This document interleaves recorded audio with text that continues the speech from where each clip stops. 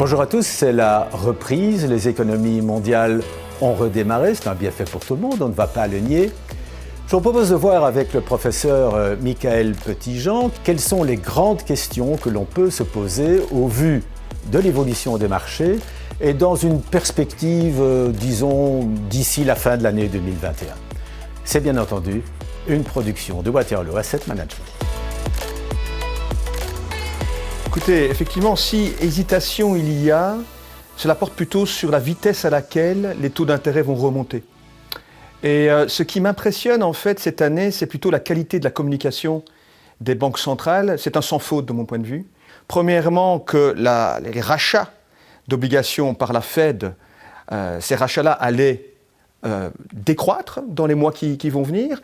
Et le deuxième message très délicat que Jérôme Powell a fait passer est lié à l'augmentation des taux d'intérêt qui probablement interviendra déjà dans la seconde moitié de 2022. Et grosso modo, aujourd'hui, les marchés sont convaincus de cette histoire-là. 3 facteurs très importants, une croissance plus forte que prévue en 2022, une inflation sous contrôle, et un stimulus fiscal qui va être relativement important en 2022, ce qui permet au marché de digérer une politique monétaire plus restrictive dans les mois et les années qui vont venir. Écoutez, je me souviens qu'on avait déjà discuté de ça ensemble et cette reprise de l'inflation, on l'avait déjà identifiée début de l'année et elle était là. Et elle a été là. Cette reprise de l'inflation, elle est marquée surtout sur le plan énergétique. C'est indéniable et c'est lié, il faut quand même le reconnaître, au fait que le ressort de l'économie a été fortement compressé de par le confinement et il s'est très rapidement détendu suite à la politique de vaccination qui est un succès grosso modo en Europe, même un plus grand succès qu'aux États-Unis.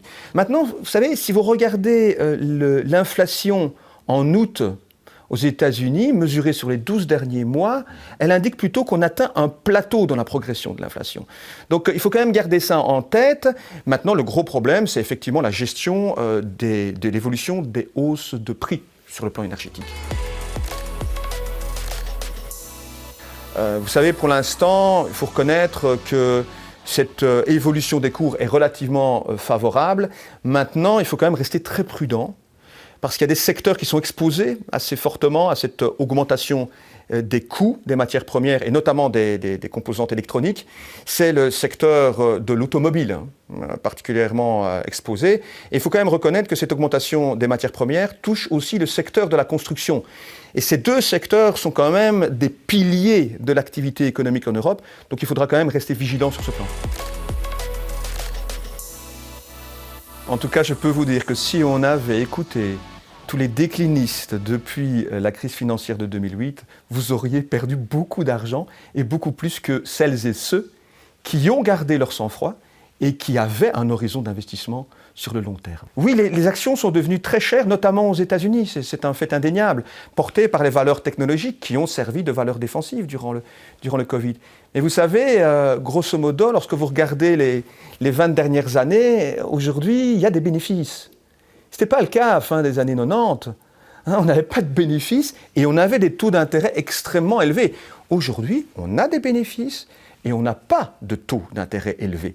Donc fondamentalement, le marché des actions reste incontournable. Mais il faut avoir un horizon d'investissement sur le long terme, 7-10 ans.